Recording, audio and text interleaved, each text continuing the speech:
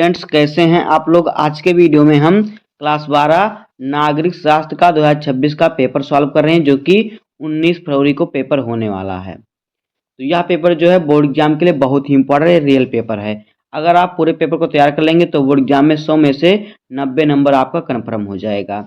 और आज की खास बात यह है कि आज की वीडियो में पूरे पेपर को सॉल्व करेंगे, एक एक क्वेश्चन को हम आज की वीडियो में हम सॉल्व कर लेंगे।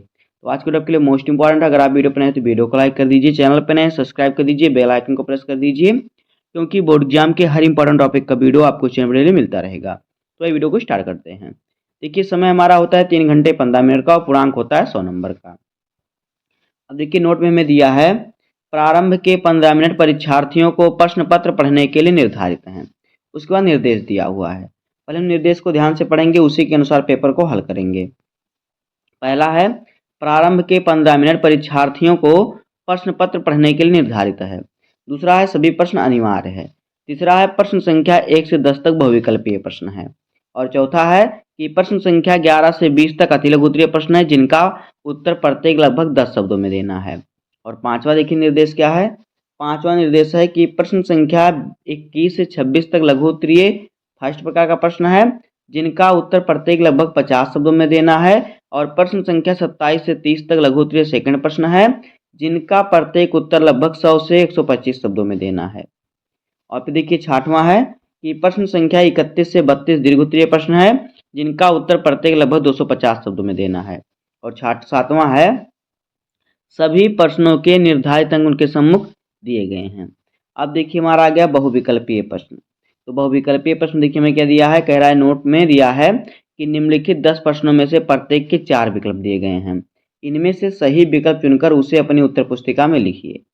पहला हमारा है सोवियत संघ का विघटन क्यों हुआ।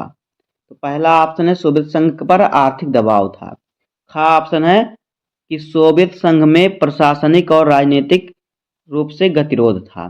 तीसरा है गा वाला का और खा दोनों, और घा है उपयुक्त में से कोई नहीं। तो देखिए इसका राइट आंसर जो हमारा है ये हो जाएगा का और खा दोनों, यानी कि यहाँ पे ऑप्शन नंबर गा सही हो जाएगा।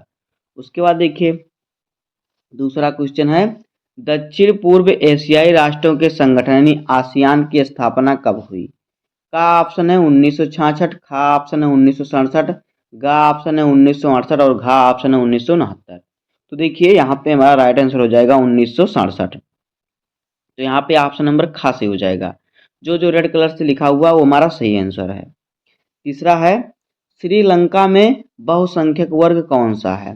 का ऑप्शन है सिंहली और खा ऑप्शन तमिल, गा ऑप्शन है ईसाई और घा ऑप्शन है मुस्लिम। तो इसका राइट आंसर हो जाएगा सिंहली। तो यहाँ पे ऑप्शन नंबर का सही हो जाएगा। जो भी हमने कल पेपर बताया उसी का सोल्यूशन है। चौथा क्वेश्चन है बांग्लादेश का गठन कब हुआ।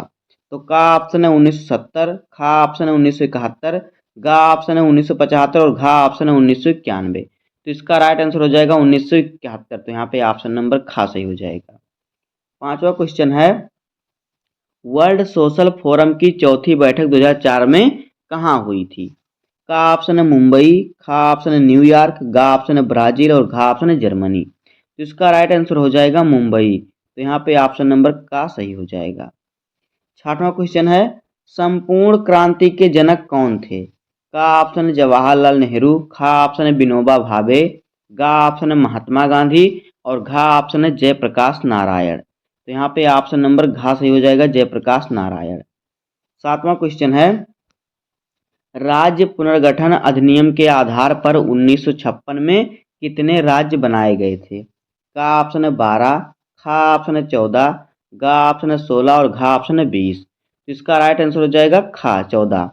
उसके बाद देखिए आठवां क्वेश्चन हमारा है 1875 में संविधान के किस अनुच्छेद के आधार पर आपातकाल लागू किया यानी इमरजेंसी लागू किया गया। का ऑप्शन है 351, खा ऑप्शन है 352, गा ऑप्शन है 356 और घा ऑप्शन है 360। तो इसका राइट आंसर हो जाएगा 352। तो यहाँ पे ऑप्शन नंबर खा सही हो जाएगा। 9 नंबर क्वेश्चन है 1984 में ऑपरेशन ब्लू स्टार किस राज्य में चलाया गया था। का ऑप्शन है जम्मू कश्मीर, खा ऑप्शन है पंजाब, गा ऑप्शन है राजस्थान और घा ऑप्शन है दिल्ली। तो इसका राइट आंसर हो जाएगा पंजाब। तो यहाँ पे ऑप्शन नंबर हमारा खा सही हो जाएगा। उसके बाद देखिए 10 नंबर क्वेश्चन है मंडल आयोग का गठन क्यों किया गया था। तो देखिए उसके बाद खावा 10वें का देखिए कह रहा मंडल आयोग का गठन क्या क्यों किया गया था। तो इसका उत्तर हो जाएगा यहाँ पे देखिए सामाजिक एवं शैक्षिक पिछड़ेपन की व्यापकता पता लगाने के लिए, पिछड़ेपन को दूर करने के लिए। और फिर यहाँ पे देखिए हमें विकल्प में दे रहा है और का और खा दोनों और घा है उपयुक्त में से कोई नहीं। देखिए मंडल आयोग गठन का क्यों किया गया था, क्योंकि सामाजिक एवं शैक्षिक पिछड़ेपन की व्यापकता का पता लगाने के लिए और पिछड़ेपन को दूर करने के लिए उपाय सुझाने के लिए। तो यहाँ पे का और खा दोनों से यानी कि ऑप्शन नंबर गा सही हो जाएगा। अब हमारा आ गया अति लघुत्तरीय प्रश्न। तो अति लघुत्तरीय प्रश्न में हमारा हर प्रश्न जो होगा यहाँ पे देखिए 11 नंबर क्वेश्चन है कि यूरोपीय संघ की स्थापना का क्या उद्देश्य था। तो यहाँ पे देखिए इसका उत्तर हो जाएगा यूरोपीय संघ की स्थापना का उद्देश्य आर्थिक सहयोग बढ़ाना, व्यापार को सरल बनाना, शांति बनाए रखना, सदस्य देशों के बीच एकता को बढ़ावा देना और नागरिकों को स्वतंत्र आवाजाही की सुविधा प्रदान करना था। यही उद्देश्य था यूरोपीय संघ की स्थापना का। इतना आपको लिख देना है, आपको यहाँ से 2 नंबर कन्फर्म मिल जाएगा।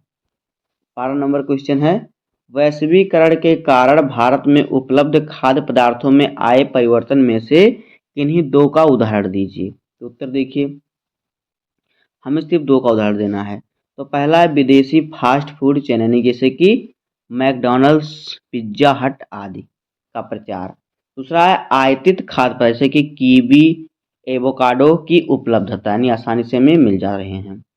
उसके बाद देखिए 13 नंबर क्वेश्चन है विश्व स्वास्थ्य संगठन क्या है, इसके मुख्य उद्देश्य क्या हैं। तो देखिए उत्तर विश्व स्वास्थ्य संगठन WHO यानी वर्ल्ड हेल्थ ऑर्गेनाइजेशन संयुक्त राष्ट्र संघ की एक एजेंसी है जो वैश्विक राष्ट्र स्वास्थ्य मुद्दे पर काम करती है। मुख्य उद्देश्य इसके देखिए क्या है विश्व भर में स्वास्थ्य स्तर को सुधारना और बीमारियों को रोकना और अंतर्राष्ट्रीय स्वास्थ्य सहयोग को प्रोत्साहित करना। यह है WHO का जो है क्या है मुद्दा जिस पर काम करते हैं, यानी मुख्य उद्देश्य उसका है। उसके बाद 14 नंबर क्वेश्चन है कि भारत और चीन के मध्य विवाद के 2 कारण लिखिए। तो पहला हो गया सीमा विवाद यानी अरुणाचल प्रदेश और अक्साई चीन क्षेत्र में। दूसरा है चीन और पाकिस्तान के साथ सहयोग और भारत में रणनीतिक क्षेत्रों में हस्तक्षेप। तो ये 2 जो हैं भारत और चीन के विवाद के कारण हैं। 15 नंबर क्वेश्चन है संयुक्त राष्ट्र संघ के किन्हीं 2 अंगों के नाम लिखिए। तो एक तो हो गया संयुक्त राष्ट्र महासभा, दूसरा हो गया सुरक्षा परिषद। उसके बाद देखिए 16 नंबर क्वेश्चन है कि 1975 में आपातकाल की घोषणा किसने की। तो इंदिरा गांधी उसमें प्रधानमंत्री थी, तो उन्होंने ही क्या किया आपातकाल की घोषणा की थी। 17 नंबर क्वेश्चन है 1975 में संपूर्ण क्रांति की अवधारणा क्या थी। उत्तर देखिए संपूर्ण क्रांति जयप्रकाश नारायण द्वारा प्रस्तावित एक सामाजिक और राजनीतिक आंदोलन था जिसमें भ्रष्टाचार, आर्थिक असमानता और राजनीतिक दमन के खिलाफ लड़ाई और समाज में व्यापक सुधार का आह्वान किया गया था। 18 नंबर क्वेश्चन हमारा है 1953 में भारत में राज्य पुनर्गठन आयोग नियुक्त करने के लिए किन्हीं 2 कारणों का उल्लेख कीजिए। पहला है भाषाई आधार पर राज्यों के पुनर्गठन की मांग और है प्रशासनिक दक्षता और राष्ट्रीय एकता सुनिश्चित करना। उसके बाद देखिए 19 नंबर क्वेश्चन है गोवा को स्वतंत्रता कब मिली। तो देखिए उत्तर गोवा को 19 दिसंबर 1961 को भारतीय सेना के ऑपरेशन विजय के बाद स्वतंत्रता मिली। और 20 नंबर क्वेश्चन है मणिपुर की मुख्य समस्या क्या है। तो देखिए मणिपुर की मुख्य समस्याएं उग्रवाद, जातीय संघर्ष और विकास की कमी है। तो इस प्रकार से हो गया हमारा ये अति लघुत्तरीय प्रश्न।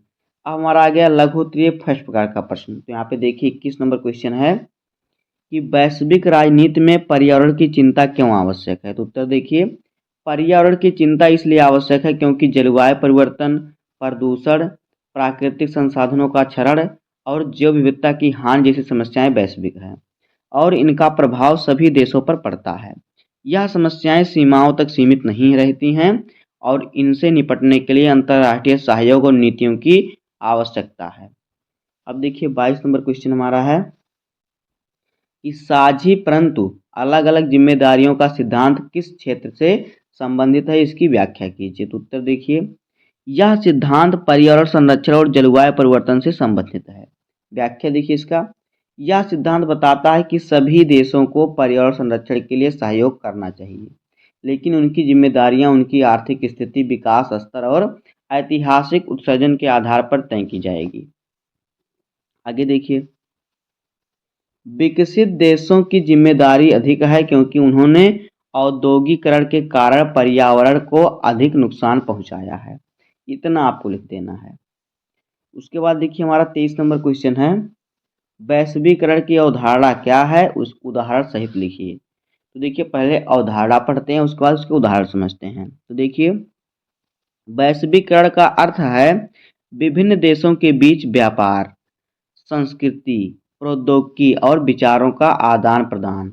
यह दुनिया को एक ग्लोबल विलेज में बदल देती है, जो वैश्वीकरण होता है। अब देखिए इसके उदाहरण। नंबर 1, जैसे कि विदेशी ब्रांड, जैसे कि नाइकी और जारा का भारत में आना, जैसे कि विदेश लोग व्यापार कर रहे हैं भारत में, तभी तो भारत में आया। दूसरा है भारतीय कंपनी, जैसे कि टाटा, इंफोसिस, ये विश्व में इसका विश्व स्तर पर विस्तार विश्व में अपना व्यापार कर रही हैं। उसके बाद देखिए हमारा 24 नंबर क्वेश्चन है कि वर्तमान समय में गठबंधन की राजनीति एक आवश्यक है, क्यों, इसे स्पष्ट कीजिए। तो उत्तर देखिए, गठबंधन की राजनीति आवश्यक है क्योंकि नंबर 1 है विविधता। भारत जैसे बहुजातीय बहुभाषीय देश में विभिन्न समूहों और हितों को प्रतिनिधित्व देने के लिए। दूसरा, संसदीय बहुमत, अलग अलग दलों के सहयोग से स्थिर सरकार बनने में मदद मिलती है। तीसरा है सहमति की राजनीति, विभिन्न विचारधाराओं के दल मिलकर सामूहिक निर्णय लेते हैं और जिससे लोकतंत्र मजबूत होता है। इतना आपको लिख देना है।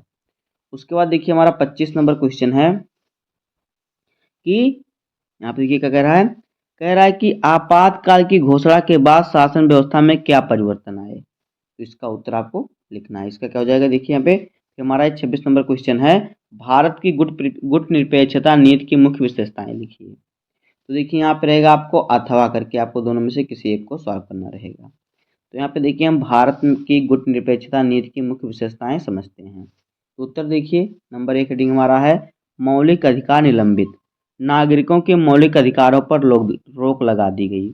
उसके बाद है सेंसरशिप, प्रेस की स्वतंत्रता पर प्रतिबंध लगाया गया। और तीसरा है विरोध का दमन, राजनीतिक विपक्ष को दबाने के लिए नेताओं और कार्यकर्ताओं को गिरफ्तार किया गया। चौथा है केंद्र का प्रभुत्व, राज्यों की स्वायत्तता सीमित हो गई। अब हमारा आ गया लघु उत्तरीय सेकंड प्रकार का प्रश्न। तो यहाँ पे देखिए हमारा जो 27 नंबर क्वेश्चन है, कह रहा है कि दक्षिण एशिया में सार्क की भूमिका की आलोचनात्मक विवेचना कीजिए। तो उत्तर देखिए सार्क की स्थापना क्षेत्रीय सहयोग को बढ़ावा देने के उद्देश्य से की गई थी, लेकिन वह अपनी अपेक्षाओं पर खरा नहीं उतर पाया। इसकी आलोचना के कुछ प्रमुख बिंदु निम्नलिखित हैं। नंबर 1 है राजनीतिक मतभेद। तो देखिए सदस्य देशों के बीच राजनीतिक मतभेद और अविश्वास सार्क को प्रभावित करते हैं। भारत पाकिस्तान संबंधों में तनाव और अन्य देशों के द्विपक्षीय मुद्दे सार्क की बैठक को प्रभावित करते हैं। दूसरा है आर्थिक असमानता। देखिए सदस्य देशों के बीच आर्थिक विकास में काफ़ी अंतर है, जिससे सहयोग के प्रयासों में बाधा आती है। बड़े देश छोटे देशों के हितों की अनदेखी कर सकते हैं। चौथा हेडिंग हमारा से तीसरा हेडिंग हमारा है परियोजनाओं का धीमा कार्यान्वयन। सार्क के तहत कई परियोजनाएं शुरू की गईं, लेकिन इनका कार्यान्वयन बहुत धीमा इससे क्षेत्रीय सहयोग क्या है, कमजोर होता है। उसके बाद बाहरी हस्तक्षेप, बड़े देशों का हस्तक्षेप सार्क के निर्णयों को प्रभावित करता है और क्षेत्रीय सहयोग को कमजोर बनाता है। तो इतना आपको लिख देना है। उसके बाद देखिए हमारा आ गया 28 नंबर क्वेश्चन। इसमें कह रहा है कि वर्तमान विश्व व्यवस्था के संदर्भ में संयुक्त राष्ट्र संघ की भूमिका का परीक्षण कीजिए। उत्तर देखिए, संयुक्त राष्ट्र संघ वर्तमान विश्व व्यवस्था में एक महत्वपूर्ण भूमिका निभाता है।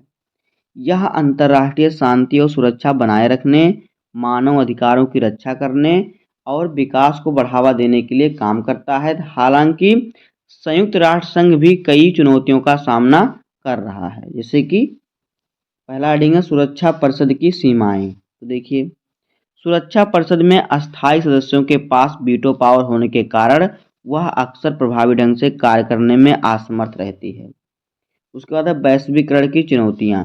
वैश्वीकरण के कारण उभरती हुई चुनौतियां जैसे कि जलवायु परिवर्तन, आतंकवाद, महामारी से निपटने के लिए संयुक्त राष्ट्र संघ को नए तरीकों से सोचना पड़ता है। आगे है संसाधनों की कमी। संयुक्त राष्ट्र संघ के पास सीमित संसाधन यानी कम संसाधन है, जिसके कारण यह अपनी सभी जिम्मेदारियों को पूरा करने में सक्षम नहीं होता है। उसके बाद देखिए अगला क्वेश्चन हमारा है 29 नंबर क्वेश्चन, भारत में विदेश नीति की किन्हीं 4 विशेषताओं का वर्णन कीजिए। तो देखिए उत्तर, भारत में विदेश नीति की कुछ प्रमुख विशेषताएं निम्नलिखित हैं। नंबर 1 है क्या, अनुबंधित नीति। भारत किसी भी गुट में शामिल नहीं होना चाहता और स्वतंत्र निवेश नीति अपनाना चाहता है। उसके बाद है गुट निरपेक्षता। देखिए भारत में गुट निरपेक्ष आंदोलन में महत्वपूर्ण भूमिका निभाई है और आज भी गुट निरपेक्षता को अपनी विदेश नीति का आधार मानता है। उसके बाद अगला हेडिंग है असंतुलित संबंध। भारत के पड़ोसी देशों के साथ उसके संबंध हमेशा मधुर नहीं रहे हैं, विशेषकर पाकिस्तान के साथ। उसके बाद है सहयोग, विकास सहयोग। तो देखिए भारत विकासशील देशों के साथ विकास सहयोग को बढ़ावा देता है। इतना आपको लिखना है इस क्वेश्चन का आंसर। उसका हमारा आ गया प्रश्न संख्या 30। तो ये कह रहा है कि जम्मू कश्मीर की समस्या के कारण क्या है, भारतीय सरकार इसे किस प्रकार से हल करने का प्रयास कर रही है। तो उत्तर देखिए आपको यहाँ पे उत्तर में लिखना है, पहले हेडिंग लिखना है काले पेन से कि जम्मू कश्मीर की समस्या के कारण और समाधान के प्रयास। पहले हम कारण देखते हैं, फिर उसके बाद समाधान का प्रयास देखेंगे। पहले देखिए समस्या के कारण क्या है, जम्मू और कश्मीर समस्या का कारण क्या है। देखिए नंबर 1 है ऐतिहासिक विवाद। तो देखिए ऐतिहासिक विवाद इसमें क्या है, देखिए 1947 में भारत पाकिस्तान विभाजन के दौरान कश्मीर भारत में विलय और पाकिस्तान का विरोध। दूसरा है आतंकवाद, पाकिस्तान प्रायोजित आतंकवादी, पाकिस्तान जो है आतंकवाद को बढ़ावा देता है। तीसरा है धार्मिक और सांस्कृतिक विभाजन, कश्मीर में अलगाववादी मानसिकता और सामाजिक असंतोष। उसका चौथा है राजनीतिक स्थिरता, तो स्थानीय सरकारों और केंद्र के बीच तनाव। अब उसके बाद अगला हेडिंग है भारतीय सरकार के समाधान के प्रयास। देखिए क्या क्या है कश्मीर मुद्दे पर। देखिए पहला है अनुच्छेद 370 का निष्कासन 2019 में जम्मू कश्मीर को विशेष दर्जा समाप्त कर केंद्र शासित प्रदेश बनाया। दूसरा है विकास योजनाएं, क्षेत्र में बुनियादी ढांचे और रोजगार के अवसरों को बढ़ावा देना। तीसरा है आतंकवाद के खिलाफ कार्यवाही, सेना और सुरक्षा बलों द्वारा आतंकवाद को नियंत्रित करने का प्रयास। चौथा है समाज में समावेश, कश्मीरी युवाओं को मुख्य धारा में लाने के लिए शैक्षिक और सांस्कृतिक कार्यक्रम। ये भारत सरकार ने क्या किया, इसके सोल्यूशन के क्या है, समाधान के लिए प्रयास चलाए हैं। अब देखिए हमारा आ गया दीर्घ उत्तरीय प्रश्न। तो दीर्घ उत्तरीय प्रश्न में हमारा प्रश्न संख्या 31 है कि यूरोपीय संघ को शक्तिशाली संगठन बनाने वाले किन्हीं 4 कारकों की व्याख्या कीजिए। तो देखिए यहाँ पर रहेगा यूरोपीय, तो यूरोपीय संघ को विश्व की सबसे शक्तिशाली आर्थिक और राजनीतिक संस्थाओं में से एक बनाया है। इसकी शक्ति के पीछे कई कारक काम करते हैं, जैसे कि देखिए नंबर 1 है एकल बाजार। तो देखिए यूरोपीय संघ ने एकल बाजार की स्थापना की है, जिसके तहत सदस्य देशों के बीच व्यापार बाधाओं को हटा दिया गया है। इससे व्यापार और निवेश में वृद्धि हुई है और आर्थिक विकास को गति मिली, आर्थिक विकास जो है तेजी हुआ है। उसके बाद है एकल मुद्रा, यूरोपीय संघ के अधिकांश देशों ने एकल मुद्रा यानी यूरो को अपनाया है। इससे मुद्रा परिवर्तन की समस्या समाप्त हो गई और व्यापार को आसान बनाया गया। तीसरा है सामूहिक निर्णय लेना, तो यूरोपीय संघ में महत्वपूर्ण निर्णय सामूहिक रूप से लिए जाते हैं, जिससे क्या होता है सदस्य देशों के बीच एकता और सहयोग बढ़ता है और वे अंतर्राष्ट्रीय मंच पर एक मजबूत आवाज बन पाते हैं। उसके बाद है साझा नीतियां। तो देखिए यूरोपीय संघ ने कृषि, पर्यावरण, न्याय और अन्य देशों में साझा नीतियां बनाई हैं। इससे सदस्य देशों के बीच समन्वय बढ़ता है और वे वैश्विक चुनौतियों से अधिक प्रभावी ढंग से निपट पाते हैं। इतना आपको इस क्वेश्चन का आंसर लिखना है। अब देखिए अथवा करके में क्वेश्चन और दिया हुआ है। देखिए कह रहा है कि भारत और पाकिस्तान के मध्य विवाद के क्या कारण हैं, इसे सुलझाने के लिए क्या उपाय किए जा सकते हैं। देखिए ये उत्तर बहुत ही इम्पोर्टेंट है और ये जानना भी बहुत भी ज़रूरी है। तो देखिए भारत और पाकिस्तान के बीच विवाद के मुख्य कारण है कश्मीर मुद्दा। इसके अतिरिक्त जल संसाधन, सीमा विवाद, आतंकवाद भी दोनों देशों के बीच तनाव का कारण है। अब देखिए पहले देखते हैं विवाद के कारण क्या क्या हैं। तो देखिए नंबर 1 है कश्मीरी मुद्दा। यहाँ पे देखिए कश्मीरी मुद्दा क्या है। देखिए दोनों देश कश्मीर को अपना हिस्सा मानते हैं। उसके बाद है जल संसाधन, सिंधु नदी के पानी के बंटवारों को लेकर विवाद होता रहता है। उसके बाद सीमा विवाद, सीमा के कुछ हिस्से को लेकर दोनों देशों के बीच मतभेद है। उसके बाद आतंकवाद, पाकिस्तान से आने वाले आतंकवादी हमले भारत में अशांति फैलाते हैं। अब देखिए विवाद को सुलझाने के उपाय। पहला है वार्ता, यानी कि दोनों देशों को आपस में बातचीत करके समस्या का समाधान निकालना चाहिए। उसके बाद तटस्थ मध्यस्थता, किसी तटस्थ देश या संस्था की मध्यस्थता को से समस्या का समाधान निकाला जा सकता है। किसी देश के सामने दोनों देश अपनी समस्या रखें और उसका सुझाव हो कि जो कि सबके हित में आए। उसके बाद आतंकवाद पर अंकुश, दोनों देशों को आतंकवाद पर अंकुश लगाने के लिए मिलकर काम करना चाहिए। फिर है विश्वास निर्माण के उपाय, दोनों देशों को एक दूसरे के प्रति विश्वास के लिए उपाय करने चाहिए। अब आ गया हमारा 32 नंबर क्वेश्चन। इसमें कह रहा है कि भारत के आर्थिक विकास में प्रथम और द्वितीय पंचवर्षीय योजनाओं की भूमिका का वर्णन कीजिए। तो यहाँ पर देखिए इसका उत्तर हमने लिखा है, आप इसका बस स्क्रीनशॉट लेते चलिए, बहुत ही इंपॉर्टेंट क्वेश्चन का आंसर है। उसके बाद देखिए इसके अगला वाला क्वेश्चन हमारा देखिए क्या है, अथवा करके दिया हुआ है। तो जितना भी दिया हम सबका आंसर लिख दिए हैं, चाहे अथवा करके दिया हो चाहे वैसे दिया हो। इसमें कह रहा है स्वतंत्रता के समय की विकास के प्रश्न पर प्रमुख मतभेद क्या थे, उन्होंने कैसे सुलझाए। तो इसका भी उत्तर देखिए आप स्क्रीनशॉट लेते चलिए, सभी बहुत ही इंपॉर्टेंट हैं। हमने एक एक सरल सरल शब्दों का प्रयोग किया है। दोस्तों इस प्रकार से हो जाएगा क्लास 12 जो कि हमारा 2026 में पेपर होगा, इसका नागरिक शास्त्र का। तो अगर आप पूरे पेपर को तैयार कर ले होंगे तो आपका देखिए 100 में से आपका 90 नंबर जो है आज ही के वीडियो में आपका कन्फर्म हो गया। तो उम्मीद करता हूँ आपको वीडियो पसंद आया होगा। अगर आपको वीडियो पसंद आए तो वीडियो को लाइक कर दीजिए और चैनल पे नए हैं तो सब्सक्राइब कर दीजिए, बेल आइकन को प्रेस कर दीजिए, क्योंकि बोर्ड एग्जाम के हर इंपॉर्टेंट टॉपिक का वीडियो आपको इस चैनल पर डेली मिलता रहेगा। तो मिलते हैं किसी नेक्स्ट वीडियो में, तब तक के लिए धन्यवाद, जय हिंद।